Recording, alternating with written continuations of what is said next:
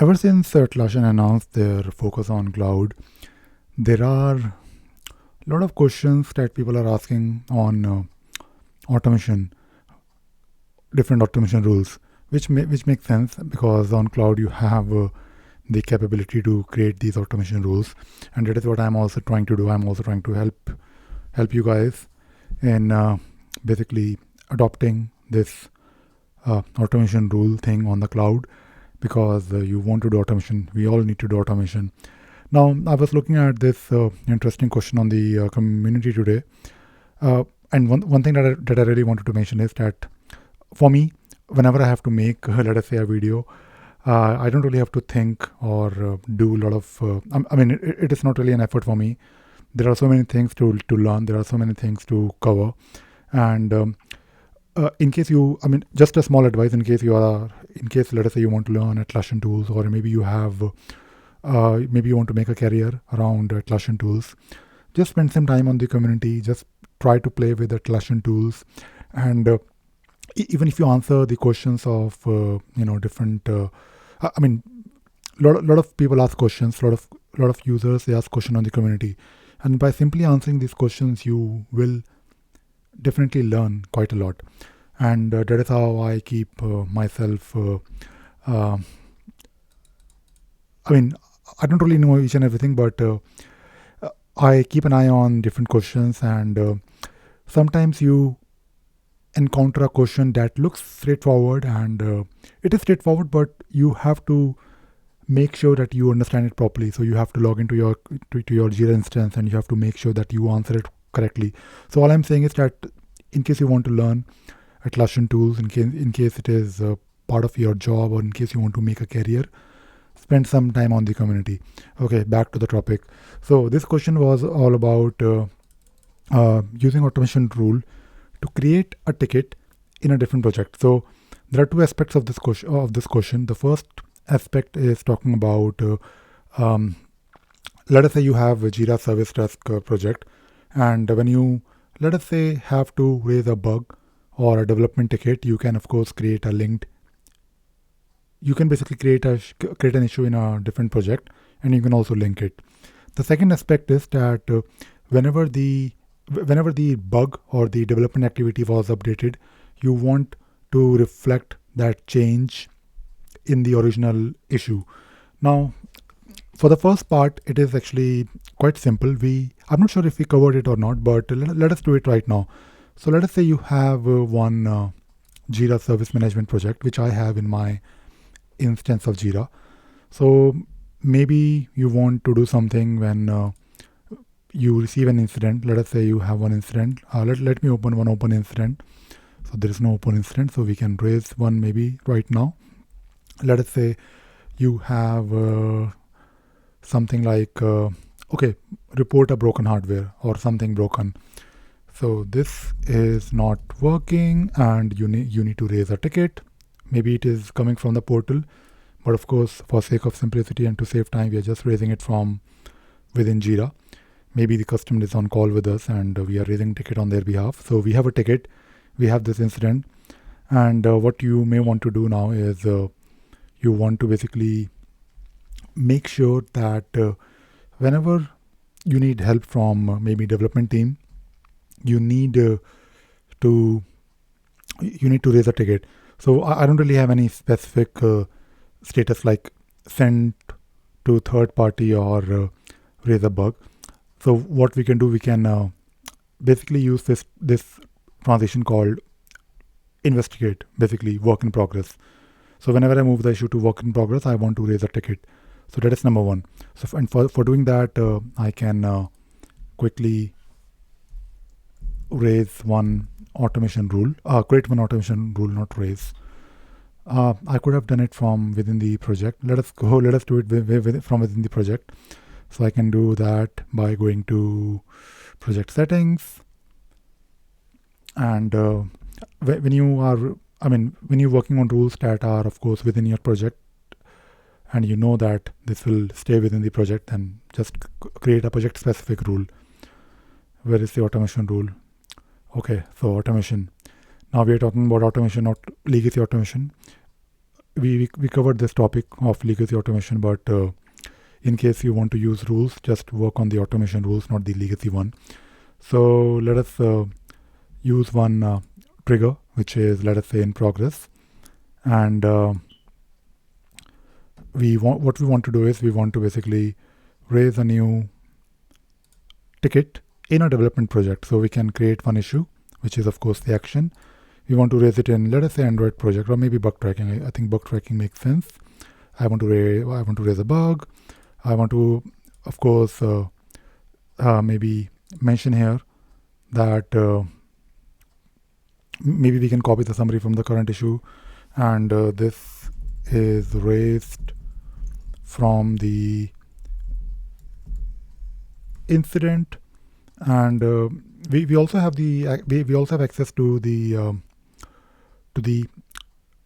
smart values. So I believe you should be able to.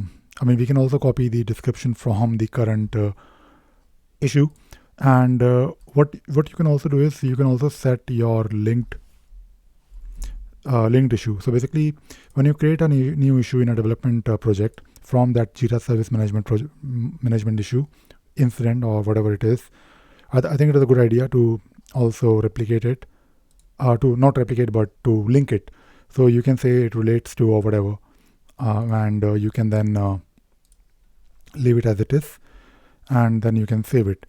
You can also do few of the things I believe here in the summary, and maybe you want to do something like bug raised from, I think you can use a trigger issue, I believe. If I'm not wrong, I think this should work. What I'll do, I'll probably look at the documentation. There are so many things to worry about, but I think you can basically look for the trigger issue. Let me just search for a couple of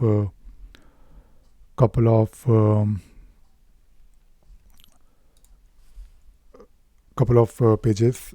I'm just trying to do a quick search. I talked about this, by the way.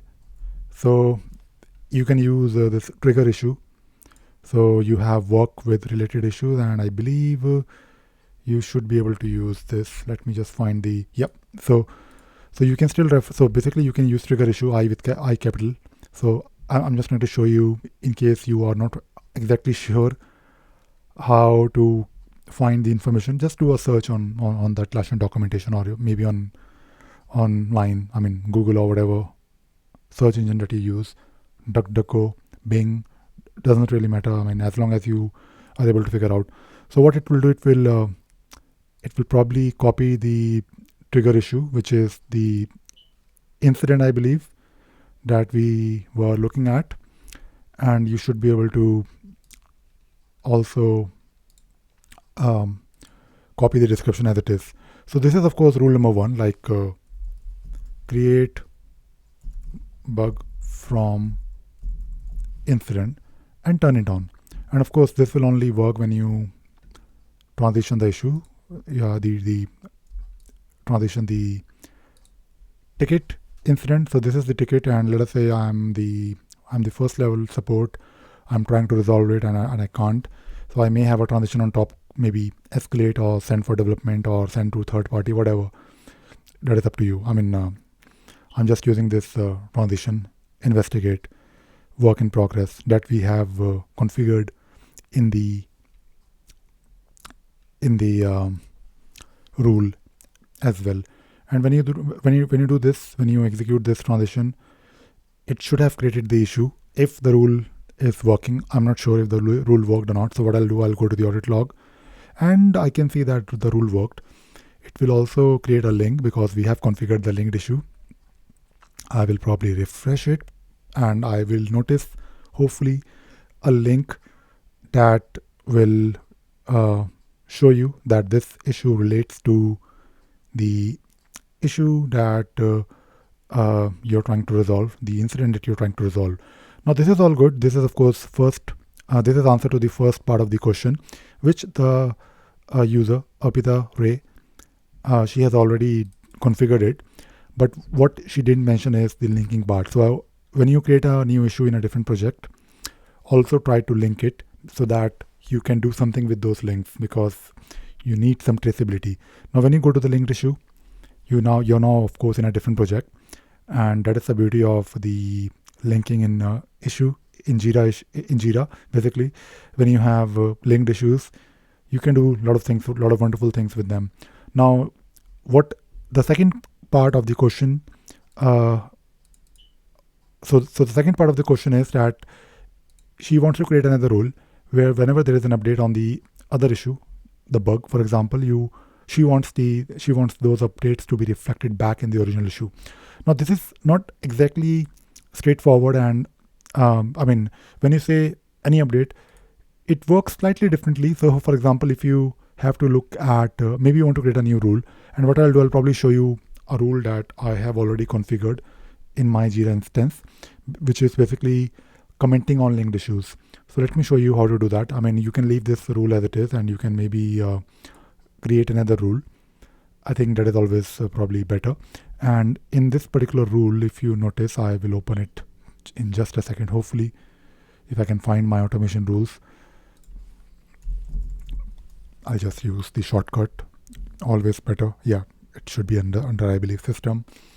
I have this habit of going to the issues, although the cloud interface is now it's quite similar to the server version, but still. So I talked about this rule, I think in one of my video. So basically, this is the second rule, and when you're creating a second rule, you have to of course look for or configure the trigger. Now talking about triggers, so you can basically do few things. So there is no trigger like update. So like, I mean, you have to be specific. Like you can't just create a trigger based on any update. You have to define what update you are talking about. So it could be, I believe, issue transition. Like maybe you want to let your customers know some way, like in some way, that the linked issue, the linked bug, or the internal team is actually working on this. They are resolving the bug, and whenever you transition the bug, you want to maybe update something on the linked issue, or you can check for a field value. For example, you want to monitor the let us say the assignee, and you want to basically monitor that this particular field or different fields are getting updated. So you can basically create this trigger, and based on the trigger, if I go back to the original issue, you can actually work on the linked issues. So whenever you have a trigger, which is basically that you define, it could be commentate transition or a value change in the field, you can then create one branch rule / related issues. So basically, when you define this branch rule or related issue, you can specify the type of related issue. So you have different relations like current issue or subtask, parent, stories, epics, and maybe you can work on JQL. But you already have one type called linked issues, and just make sure that the link type is correct here. For example, if you remember, we used one link type called related. So you can select this related from the list, and what you can do here is that when you define the related, when you define the linking type in your branch rule, you can then define within the branch what you want to do. So what you want to do is you want to basically, let us say you just want to add a comment back to the original issue. So you can basically use this this particular smart value, like maybe you want to use the trigger. In this case, the trigger is the issue, which is the bug, and that is it really. And you can publish it, and hopefully it will work. It should work, I guess. So what I'll do, I'll monitor the audit log, and I'll now add a comment here. So let us see if it is added back to the original issue, the original incident. For example, you want to say that we are working on the bug, and you can save it, and we can then go back to the original incident where you want the update to be reflected, maybe as a comment. Of course, we just added a comment, but you can do a lot of other things. And you can see here that you can see here in the comment that we have a link, and link to the link to the trigger issue. In this case, the trigger issue is bug, and you can actually copy the body of your comment. And of course, it is quite simple. But the good thing is that you also have the option to configure the visibility. So maybe you want this bug to be shared with the customer, so you can also do that. I mean, the good thing is that it is quite easy to configure these things. There are so many things that you can do. You just need to be sure like how to use them. It is not difficult. You just need to spend some time in the beginning and keep on experimenting, playing with it. So in this case, what will happen if you add another bug, which is public and should be shared with, with the customer. And because we had that check box, I'm now expecting this comment to be added, of course, on the original incident, but it should be a public comment so that customer can also be updated. And you want to be basically you basically want to know, you basically want to show your transparency that yes, we are working on the issue and we want to keep you updated, up to date. So this is something that you can do. I mean, of course, make sure that you are not sharing anything private. I mean, I'm sure you can worry about it, but it is possible. So now you if you notice, and if you go to the portal, you have the comment that you just added from the linked bug. So there are so many wonderful things that you can do with this, and I'm hoping that these videos on automation rules are helping you. I understand a lot of people are moving to cloud and they want to continue using automation. It can be a bit frustrating in the beginning, but it is not impossible to have these automations. You can use these rules. So that is all I wanted to talk about in this video. I hope you enjoyed watching this video and you learned something new today. Thank you very much.